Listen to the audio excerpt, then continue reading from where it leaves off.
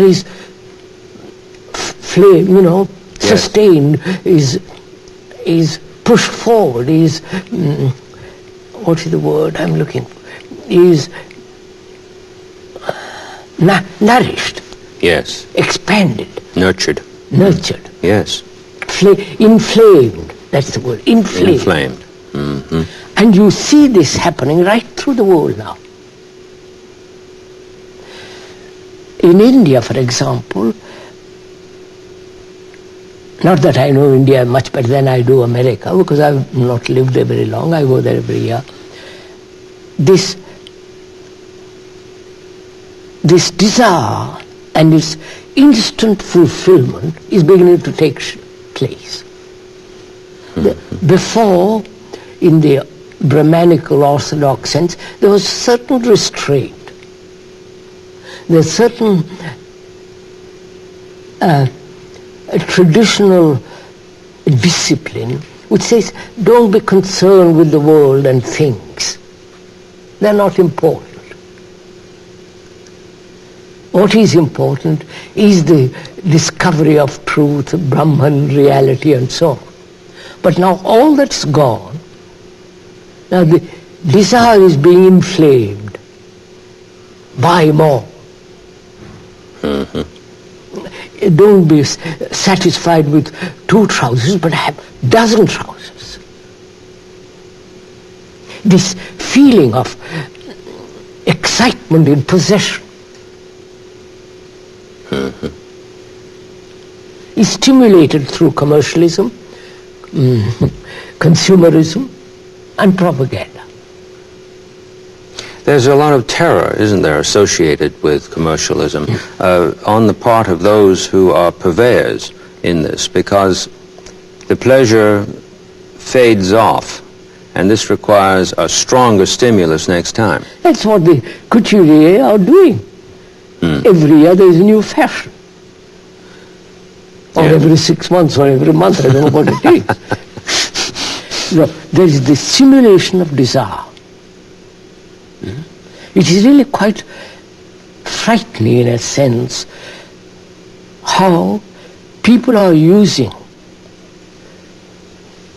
or stimulating desire to acquire money, possessions, the whole circle of a life that is utterly sophisticated, a life in which there is instant fulfillment of one's desire, and the feeling if you don't act, there is frustration. So all that's involved in it. Would you say then that the approach to this on the part of what you've described is on the basis of frustration? Frustration itself is regarded as the proper incentive. Yeah, yes, that's right. This That's right. I see. Yes. Mm-hmm. And since frustration itself is a nullity, yes, we're trying to suggest that nullity is in itself interested in being filled, whereas in fact it couldn't be by its nature. Like children, don't frustrate them. Yes. Let them do what they like. Yes. Yes, that reminds me of something years ago in graduate school. I was brought up as a child in England and in a rather strict way compared with the permissiveness of today. And one of my graduate colleagues told me that he had been brought up by his parents in a totally permissive way. This was at Columbia University. And he looked at me and he said, I think you were better off because at least you had some intelligible reference against which to find out who you are, even if what you found out wasn't right, there was something to find out. Right. Whereas I had to do it entirely on my own, and I still haven't done it. And he talked about himself as being constantly in the world trying to hide the fact that he was a nervous wreck. Okay. We had a long conversation over dinner. Yes. So I think before we enter into the complicated field of pleasure, we ought to go into this question of desire. Yes, yes, yes, I'd like to do that. I mean, desire seems to be a very active and demanding instinct, demanding activity that's going on in us all the time. Mm-hmm. So what is desire?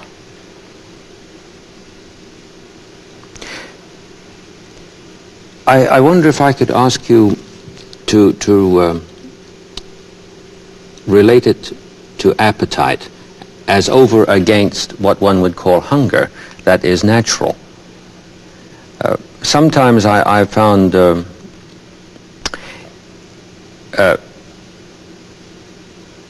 confusion that seems to be a confusion to me, and that's why I'm asking you.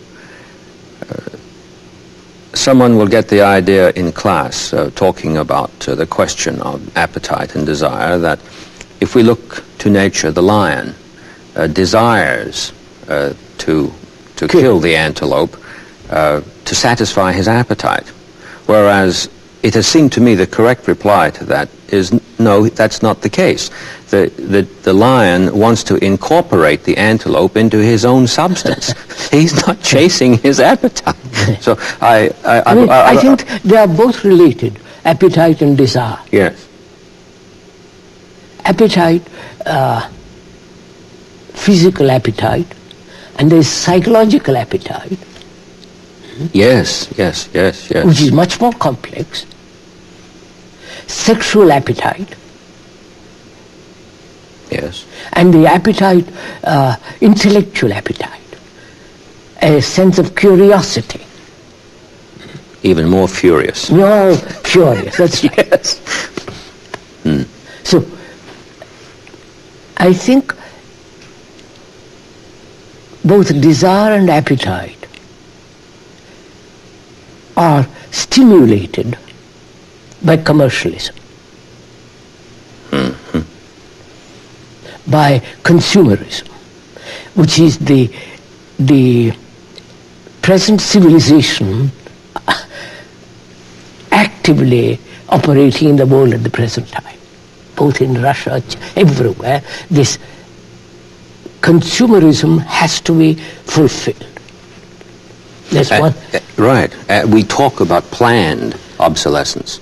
Planned obsolescence, quite. You have that in mind. But yes, I see. Mm-hmm. So, what is appetite and what is desire? I have an appetite because I'm hungry. That's a natural appetite. Mm-hmm. I see a car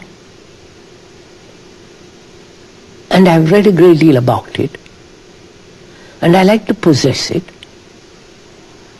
drive it, feel the power of it, going fast, the excitement of all that. Mm-hmm. That's another form of appetite. Yes. Appetite, intellectual appetite. Of discussing with a clever, intelligent, observing man or woman, to discuss, to stimulate each other in discussion. Yes. And comparing each other's knowledge, a kind of subtle fight. Making points. Points, that's right. And that is very stimulating. Oh, yes. Yes, it is. And there is the appetite, sexual appetite. The sexual appetite of constantly thinking about it, chewing the cud. All that, both psychological and physical appetites. Normal, abnormal. The feeling of fulfillment and frustration. All that's involved in appetite. And I'm not sure